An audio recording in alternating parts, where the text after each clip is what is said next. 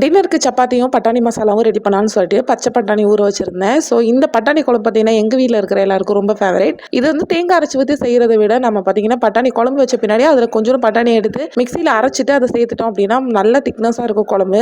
சிம்பிளாக வந்துட்டு மசாலா போட்டால் போதும், வேறு எதுவும் எக்ஸ்ட்ரா அரைச்சி சேர்க்கணும் அப்படிலாம் கூட இல்லை. ஸோ வீடியோவில் வந்து கேட்குறீங்க உங்களோட வளையல் எங்கே, என் கையில் வளையல் இல்லாமல் இருக்கிறீங்க, நான் இடையில வந்து ஒரு பிரேஸ்லெட் போட்டிருந்தேன், அதை பார்த்துட்டு கூட புதுசாக வாங்கிட்டீங்களா அப்படின்னு சொல்லி கேட்குறீங்க. அந்த பிரேஸ்லெட் 1 இயர் முன்னாடி என் தங்கச்சி என்னோட பர்த்டேக்கு வந்து ப்ரெசென்ட் பண்ணா. என் பையன் இந்த சம்மர் சீசனில் ஏதாவது கிளாஸ்க்கு போட்டால் கூட்டிகிட்டு போகணுமே அப்படின்னு சொல்லிட்டு என்னோட வண்டியில் வந்து அவனை உட்கார வச்சு ஓட்டி பார்க்கலான்னு சொல்லிட்டு ஓட்டி பார்க்கறதுக்காக நைட்டு வந்துட்டு ரோட்டில் வண்டி இருக்காது இல்லையா, ஸோ அந்த டைமில் ஓட்டி பார்க்கலாம் அப்படின்னு பார்க்கும்போது ஒரு 2 நாய் வந்து துரத்திட்டு வந்துருச்சு. ஸோ குறுக்க வரவும் பயத்தில் வந்து நிப்பாட்டும் போது அப்படியே பார்த்தீங்கன்னா வண்டி நல்லா கவுத்தி விட்டுருச்சு. அதில் வந்து என்னோட வளையல் வந்து சுக்குநீராக உடஞ்சி ஒரு 2 வாரமாக வந்து கையில் இந்த மாதிரி அடிப்பட்டு ரெடி ஆகுறது இப்போதான் வந்து ரெடி ஆகியிருக்கு. ஸோ இதெல்லாம் வந்து சொல்லிட்டு இருக்க வேணாம் அப்படின்னு தான் சொல்லலை, வளையல் சுக்குநூறாகி போச்சு. ஸோ அதை வந்துட்டு இப்போதுக்கு மாற்றவும் முடியாது, ஏற்பனவும் முடியாது, அந்த கவலையோடு அப்படியே வந்து போயிட்டு இருக்கு.